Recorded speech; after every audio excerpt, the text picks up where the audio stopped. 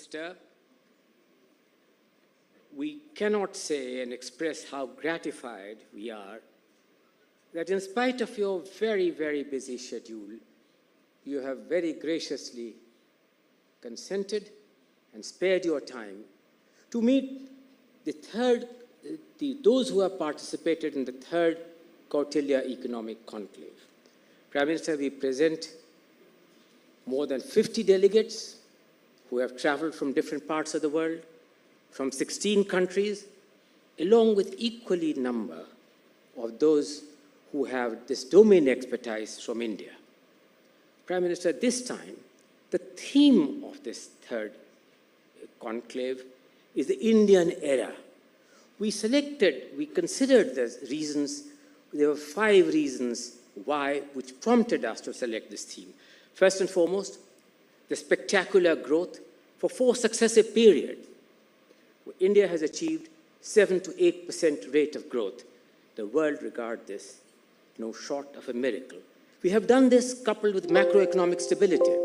In the World Bank's own definition of poverty, India has managed to eliminate extreme poverty from 250 million people, and the number of those in extreme poverty in rural and urban India is now next to negligible. We have done so, coupled with wide-ranging structural reforms, inclusive growth, keeping employment in mind, keeping women in mind, keeping the youth in mind. Second, we have demonstrated, Prime Minister, and laid a final nail on the coffin that democracy and development are asymmetric.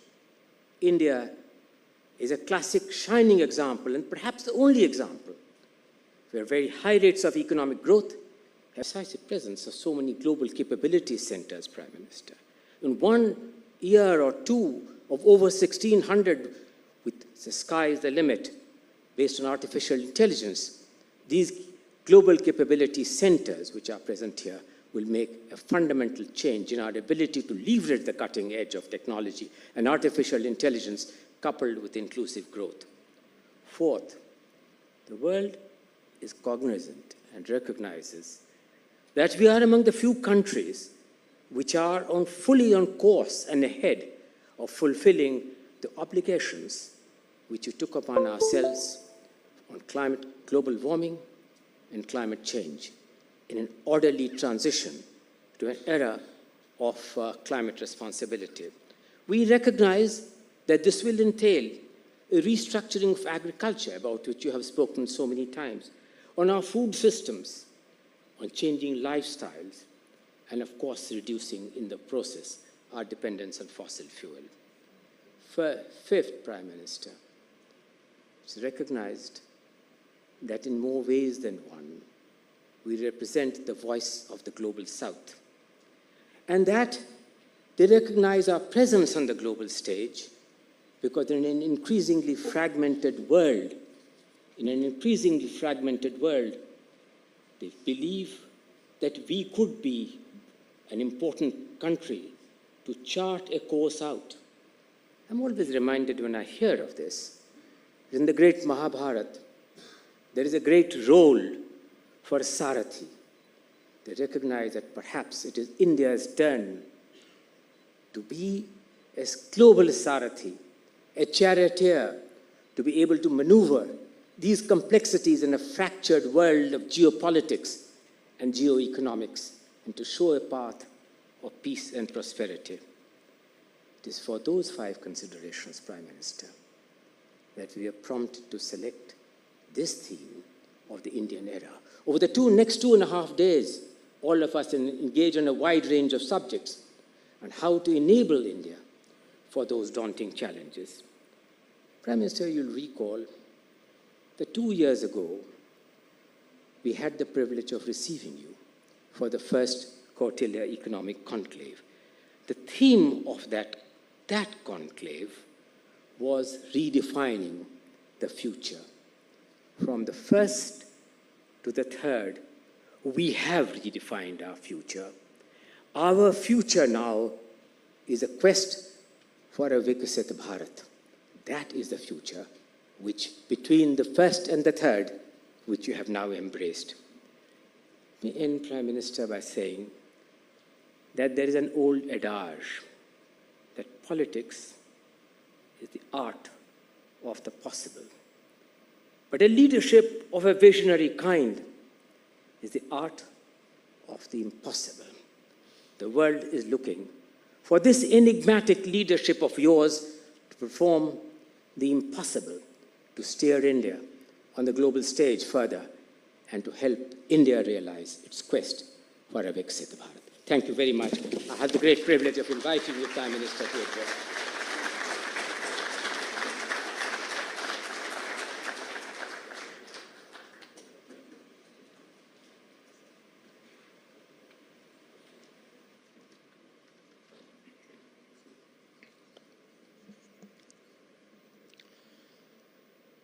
वित्त मंत्री Nirmala Sitharaman ji, institute of economic growth के president N K Singh, conclave में देश विदेश से आए अन्य सभी महानुभाव, देवी और सज्जनों, कौटिल्य कॉन्क्लेव का ये तीसरा एडिशन है और मेरे लिए खुशी की बात है कि मुझे आप लोगों से मिलने का अवसर मिला है। 3 दिनों तक यहाँ अनेक सेशन होने वाले हैं। इकोनॉमी से जुड़े अलग अलग मुद्दों को लेकर चर्चा होने वाली है। मुझे विश्वास है कि ये चर्चा भारत की ग्रोथ को गति देने में मददगार सिद्ध होगी। साथियों, इस बार का ये कॉन्क्लेव ऐसे समय में हो रहा है जब दुनिया के 2 बड़े रीजन में युद्ध की स्थिति है। ये दोनों रीजन ग्लोबल इकोनॉमी के लिए और खास तौर पर एनर्जी सिक्योरिटी के लिहाज से बहुत अहम है। इतनी बड़ी ग्लोबल अनसर्टेनिटी के बीच हम सभी यहाँ द इंडियन एरा यानी भारत के युग की चर्चा कर रहे हैं। ये दिखाता है कि आज भारत पर विश्वास कुछ अलग ही है।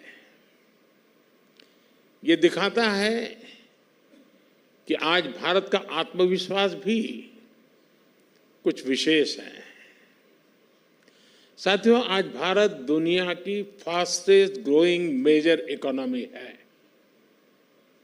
आज भारत जीडीपी के हिसाब से 5th लार्जेस्ट इकोनॉमी है। हम ग्लोबल फिनटेक एडॉप्शन रेट के मामले में नंबर 1 है। आज हम स्मार्टफोन डेटा कंजम्पशन के मामले में नंबर 1 है। हम इंटरनेट यूजर्स के मामले में दुनिया में नंबर 2 है। दुनिया की करीब करीब आधी रियल टाइम डिजिटल ट्रांजैक्शन आज भारत में हो रही है। आज भारत में दुनिया का तीसरा सबसे बड़ा स्टार्टअप इकोसिस्टम है। रिन्यूएबल एनर्जी कैपेसिटी के मामले में भारत नंबर 4 पर है। अगर मैन्युफैक्चरिंग की बात करें तो भारत दुनिया का दूसरा सबसे बड़ा मोबाइल मैन्युफैक्चरर है।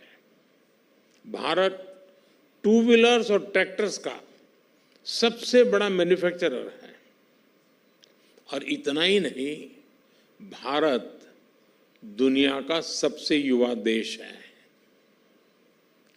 दुनिया में तीसरा सबसे बड़ा साइंटिस्ट और टेक्नीशियंस का पूल भारत में है। यानी साइंस हो, टेक्नोलॉजी हो, इनोवेशन हो, भारत क्लियरली एक स्वीट स्पॉट पर उपस्थित है। साथियों, रिफॉर्म, परफॉर्म और ट्रांसफॉर्म के मंत्र पर चलते हुए हम लगातार निर्णय ले रहे हैं, देश को तेज गति से आगे बढ़ा रहे हैं। यही वो इम्पैक्ट है जिसके कारण भारत के लोगों ने 60 साल बाद लगातार तीसरी बार किसी सरकार को चुना है। जब लोगों का जीवन बदलता है, तब लोगों में ये भरोसा आता है कि देश सही रास्ते पर चल रहा है। यही भावना भारत की जनता के मैंडेट में दिखती है। 140 करोड़ देशवासियों का ये विश्वास इस सरकार की सबसे बड़ी पूंजी है।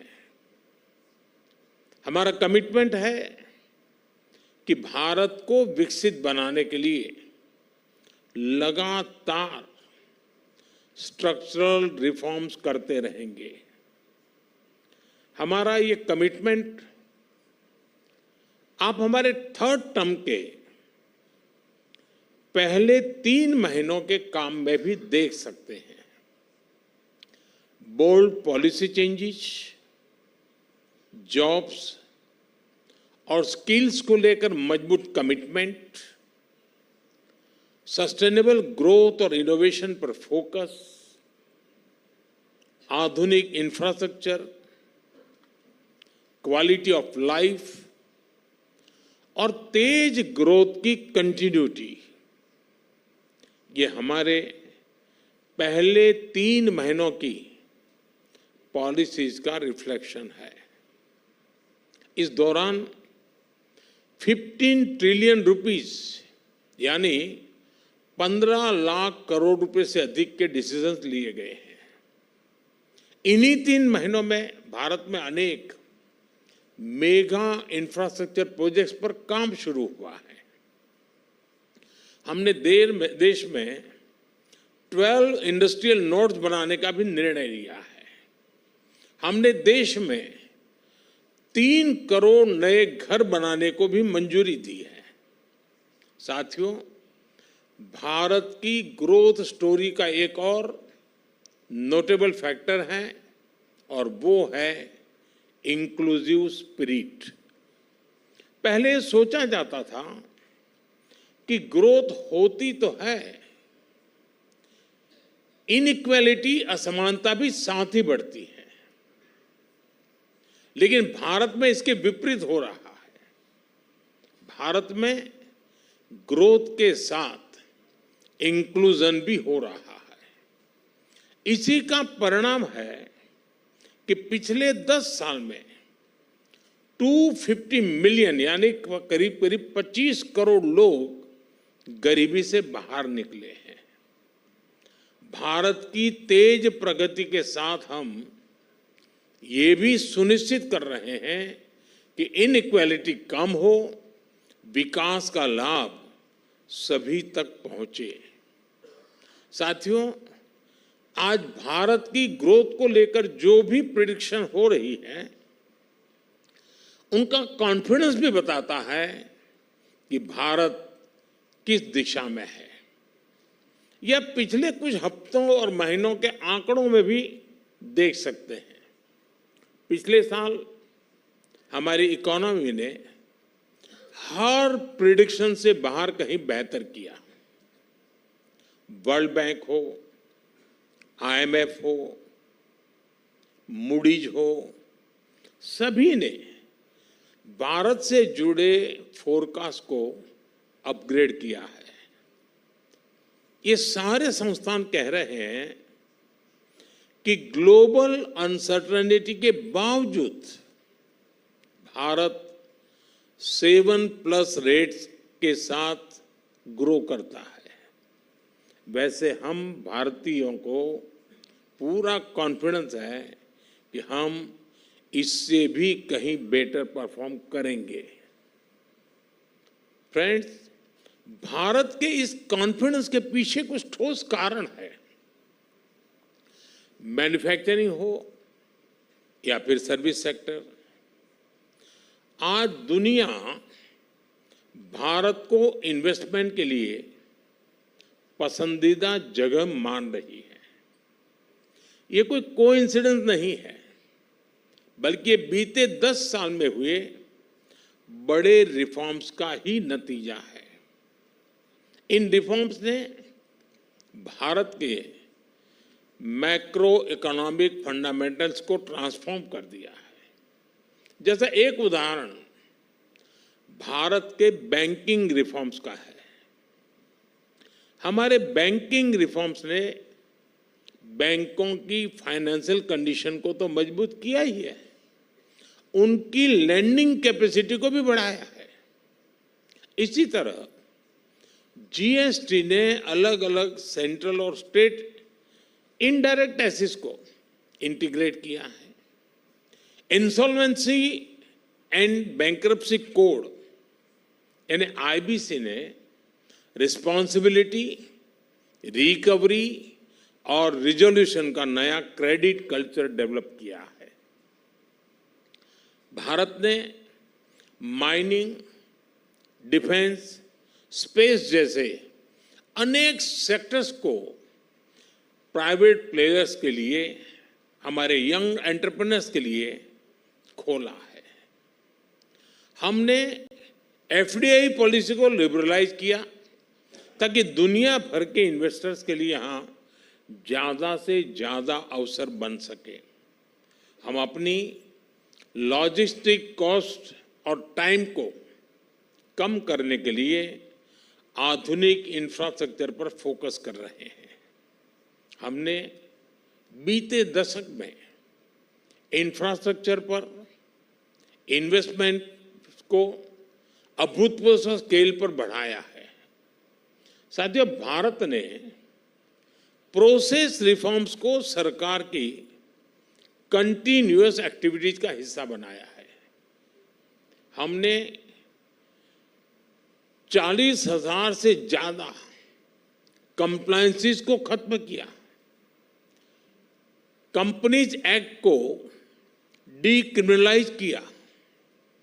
ऐसे दर्जनों प्रोविजंस थे जिसके कारण पहले बिजनेस मुश्किल था, हमने उनमें बदलाव किया।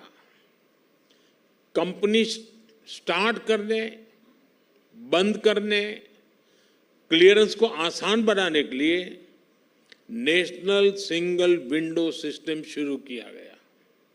अब हम राज्य स्तर पर प्रोसेस रिफॉर्म को गति देने के लिए राज्य सरकारों को प्रोत्साहित कर रहे हैं। साथियों, भारत में मैन्युफैक्चरिंग को गति देने के लिए हम प्रोडक्शन लिंक इंसेंटिव लेकर आए हैं। इसका इम्पैक्ट आज बहुत सारे सेक्टर्स में दिख रहा है। अगर मैं बीते 3 साल में ही पीएलआई के इम्पैक्ट की बात करूं तो करीब 1.25 ट्रिलियन यानी 1.25 लाख करोड़ रुपए का इन्वेस्टमेंट आया है। इससे करीब 11 ट्रिलियन यानी 11 लाख करोड़ रुपए का प्रोडक्शन और सेल्स हुई है। स्पेस और डिफेंस सेक्टर में भी आज भारत की ग्रोथ शानदार है। इन दोनों सेक्टर्स को ओपन किए अभी ज्यादा टाइम नहीं हुआ है। स्पेस सेक्टर में 200 से ज्यादा स्टार्टअप्स आ चुके हैं। आज हमारी टोटल डिफेंस मैन्युफैक्चरिंग का 20% कंट्रीब्यूशन हमारी प्राइवेट डिफेंस कंपनियों का है। साथियों, इलेक्ट्रॉनिक सेक्टर की ग्रोथ स्टोरी तो और भी अद्भुत है। 10 साल पहले तक भारत ज्यादातर मोबाइल फोन का बड़ा इंपोर्टर था।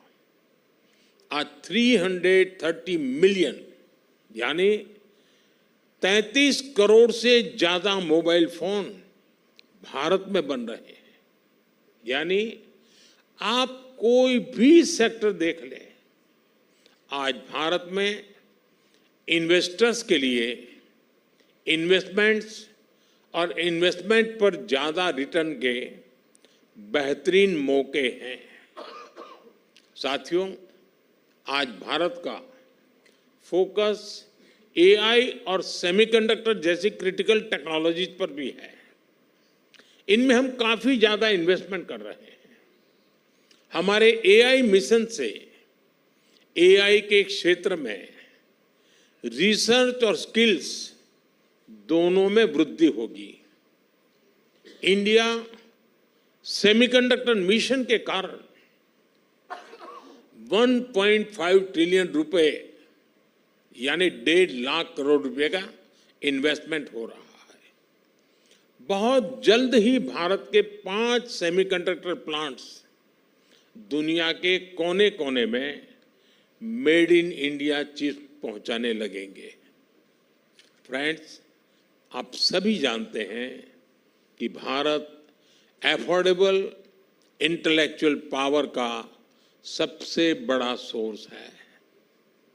इसकी गवाही दुनिया भर की कंपनियों के 1700 से अधिक ग्लोबल कैपेबिलिटी सेंटर्स है जो आज भारत में काम कर रहे हैं। इनमें 2 मिलियन यानी 20 लाख से ज्यादा भारतीय नौजवान दुनिया को हाईली स्किल्ड सर्विस दे रहे हैं। आज भारत अपने इस डेमोग्राफिक डिविडेंड पर अभूतपूर्व रूप से फोकस कर रहा है और इसके लिए एजुकेशन, इनोवेशन, स्किल्स और रिसर्च पर खास ध्यान दिया जा रहा है। हमने न्यू नेशनल एजुकेशन पॉलिसी बनाकर इस क्षेत्र में बहुत बड़ा रिफॉर्म किया है। बीते 10 साल में हर हफ्ते एक नई यूनिवर्सिटी और हर दिन 2 नए कॉलेज खोले गए हैं। इन 10 सालों में हमारे यहाँ मेडिकल कॉलेजों की संख्या 2 गुनी हो गई है। और साथियों, क्वांटिटी ही नहीं बल्कि हम क्वालिटी एजुकेशन पर भी उतना ही बल दे रहे हैं। इसलिए ही बीते 10 साल में क्यूएस वर्ल्ड यूनिवर्सिटी रैंकिंग में भारतीय इंस्टीट्यूशंस की संख्या 3 गुना से ज्यादा हो चुकी है। इस साल के बजट में हमने करोड़ों युवाओं की स्किलिंग और इंटर्नशिप के लिए स्पेशल पैकेज अनाउंस किया है। पीएम इंटर्नशिप स्कीम के तहत पहले दिन ही 111 कंपनियों ने पोर्टल पर रजिस्टर किया है। इस स्कीम के तहत हम 1 करोड़ युवाओं को बड़ी कंपनियों में इंटर्नशिप में मदद कर रहे हैं। साथियों, बीते 10 सालों में भारत का रिसर्च आउटपुट और पेटेंट्स भी तेजी से बढ़े हैं। 10 साल से भी कम समय में भारत ग्लोबल इनोवेशन इंडेक्स की रैंकिंग में 81 से 39 स्थान तक पहुंचा है। यहां से हमें और आगे जाना है। अपने रिसर्च इकोसिस्टम को मजबूत करने के लिए भारत ने 1 ट्रिलियन रुपए का रिसर्च फंड भी बनाया है। साथियों, आज ग्रीन फ्यूचर, ग्रीन जॉब्स के मामले में भी भारत में और भारत से बहुत उम्मीदें हैं और उतनी ही आपके लिए इस सेक्टर में अपॉर्चुनिटीज भी हैं। आप सभी ने भारत की प्रेसिडेंसी में हुई G20 समिट को फॉलो किया है। इस समिट की अनेक सक्सेस स्टोरी में से एक ग्रीन ट्रांजिशन को लेकर नया उत्साह भी रहा है। G20 समिट के दौरान ही भारत की पहल पर ग्लोबल बायोफ्यूल अलायंस लॉन्च किया गया। G20 के सदस्य देशों ने भारत के ग्रीन हाइड्रोजन एनर्जी डेवलपमेंट को मजबूती से समर्थन दिया। भारत में हमने इस दशक के अंत तक 5 मिलियन टन ग्रीन हाइड्रोजन के प्रोडक्शन का टारगेट रखा है। भारत में हम सोलर पावर प्रोडक्शन को भी माइक्रो लेवल पर ले जा रहे हैं। भारत सरकार ने पीएम सूर्यघर मुफ्त बिजली स्कीम शुरू की है। ये रूफटॉप सोलर स्कीम है, लेकिन इसका स्केल बहुत बड़ा है। रूफटॉप सोलर सेटअप के लिए हम हर फैमिली को फंड कर रहे हैं। सोलर इंफ्रा इंस्टॉल करने में भी सपोर्ट कर रहे हैं। अब तक 13 मिलियन यानी 1 करोड़ 30 लाख से ज्यादा फैमिलीज इसमें रजिस्टर हो चुकी है। यानी इतने लोग सोलर पावर प्रोड्यूसर बन चुके हैं। इससे हर फैमिली को ऑन एन एवरेज 25,000 रुपये की बचत होने वाली है। हर 3 किलोवाट सोलर बिजली पैदा करने पर 50 to 60 टन कार्बन डाइऑक्साइड का एमिशन भी रुकेगा। इस स्कीम से करीब 17 लाख जॉब्स पैदा होगी। स्किल्ड युवाओं की भी एक बड़ी फौज तैयार होगी। यानी आपके लिए भी सेक्टर में भी इन्वेस्टमेंट करने के लिए नए मौके बन रहे हैं। साथियों, आज इंडियन इकोनॉमी एक बहुत बड़े ट्रांसफॉर्मेशनल चेंज से गुजर रही है। मजबूत इकोनॉमिक फंडामेंटल्स के आधार पर Indian economy sustain high growth के रास्ते पर है। भारत आज सिर्फ टॉप पर पहुंचने के लिए ही तैयारी नहीं कर रहा है, बल्कि टॉप पर बने रहने के लिए मेहनत कर रहा है। हर सेक्टर में आज दुनिया के अपार अपॉर्चुनिटी है। मुझे विश्वास है कि आने वाले दिनों में आपकी चर्चा से अनेक वैल्यूएबल इनपुट्स आएंगे। मैं इस प्रयास को बहुत बहुत शुभकामनाएं देता हूं और मैं आपको विश्वास दिलाता हूं कि ये हमारे लिए डिबेटिंग क्लब नहीं है। यहाँ जो चर्चाएं होती हैं, जो बातें उभर करके आती हैं, डूज एंड डोंट्स के लिए उसमें से जो हमारे लिए उपयोगी होते हैं, हम इसको रिलीजियसली सरकार की सिस्टम में फॉलो करते हैं। हम इसको हमारी पॉलिसी का हिस्सा बनाते हैं, वो हमारे गवर्नेंस का हिस्सा बनाते हैं। और इसलिए आप जो समय दे कर के ये मंथन में जुड़ते हैं, वो अमृत हमारे देश में हम हमारे भविष्य को और अधिक उज्जवल बनाने के लिए काम में लेते हैं।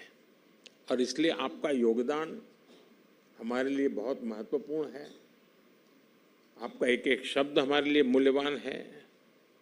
आपके विचार, आपका अनुभव, ये हमारी पूंजी है।